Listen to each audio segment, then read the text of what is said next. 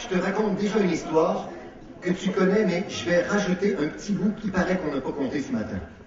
Et la première question que je vais te poser quand j'aurai fini l'histoire, c'est: y a-t-il quelque chose qui est bizarre là-dedans?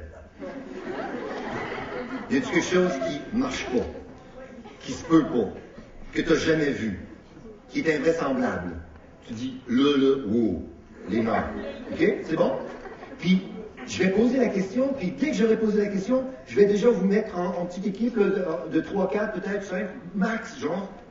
C'est Charlot qui va animer ça, pour que vous puissiez en causer ensemble, d'accord?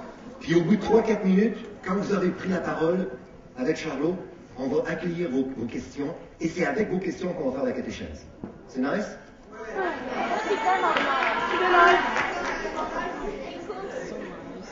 Suis-moi bien. Je reprends l'histoire que tu as quand même un peu entendue, et je vais te la raconter telle qu'elle est écrite dans le livre des Actes des Apôtres. Alors le mec, il s'appelait effectivement Saul. Oui, c'était son nom, quoi. Et Saul, c'était un juif très fervent, quoi.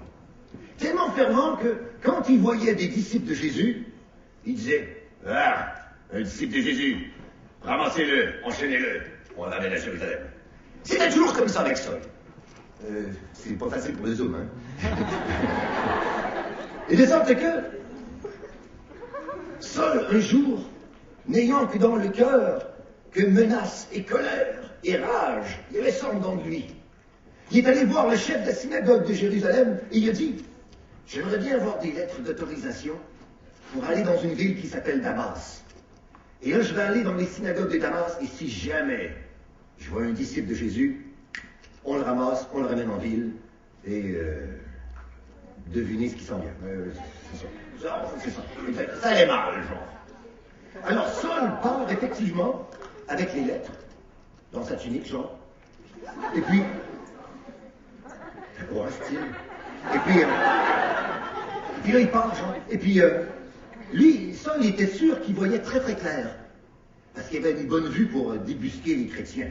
Il voyait très clair, pensait-il. Alors, pendant qu'il était en route vers Damas, il est en route, et là tu pas, et pendant qu'il marche, une lumière immense qui vient du ciel l'enveloppe, tant et si bien qu'il tombe à la renverse. Là, je suis vieux, moi, fait que je vais tomber tranquillement. Et là, il entend une voix qui lui dit: Saul, Saul, pourquoi me persécutes-tu? Qui es-tu, Seigneur? Je suis Jésus, celui que tu persécutes. Mais relève-toi et entre dans la ville et on te dira ce que tu dois faire. Les compagnons de Saul qui étaient avec lui en marche avaient entendu, mais ils n'avaient rien vu. Ils n'avaient pas vu quelqu'un qui parlait, ils avaient entendu toutes ces paroles. Et tant et si bien qu'ils étaient comme stupéfaits. Alors effectivement, ils sont approchés de Saul, ils se sont rendus compte qu'il était devenu aveugle. Il voyait plus Dieu pour les beaux sons. Vive la pause. Donc il voyait plus rien. Alors ses amis l'ont relevé tranquillement, ils lui ont donné le bras, puis ils l'ont emmené jusqu'à Damas, et ils l'ont laissé, enfin, je ne sais pas s'ils l'ont laissé là, parce qu'il était là, dans la rue droite, dans la maison de Judas. Et Saul est demeuré pendant 3 jours, aveugle, sans manger ni boire, rien. Or, veux-tu pas qu'au bout du 3e jour, le Seigneur parla à Ananie. Ça marche. Le Seigneur parla à Ananie, il lui dit: Ananie! Alors Ananie, un disciple du Seigneur, lui dit: me voici, Seigneur. Alors le Seigneur lui dit: Ananie, tu vas aller dans la rue droite, dans la maison de Judas, il y a un certain Saul de Tarse. Il est en prière, et il sait qu'il y a quelqu'un qui va venir pour lui imposer les mains, et afin qu'il recouvre la vue. Ananie a dit: Seigneur, tu sais pas vers qui tu m'envoies. Tu dois te tromper de mec. Il vient justement pour ramasser tes disciples et les ramener à Jérusalem. Le Seigneur lui dit: Ananie, c'est lui que j'ai choisi.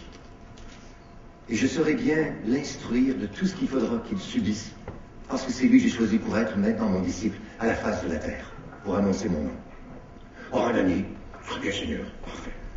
Alors il part, il s'en va dans la rue droite, celle-là, genre, avec chez Judas, à sa lui-même.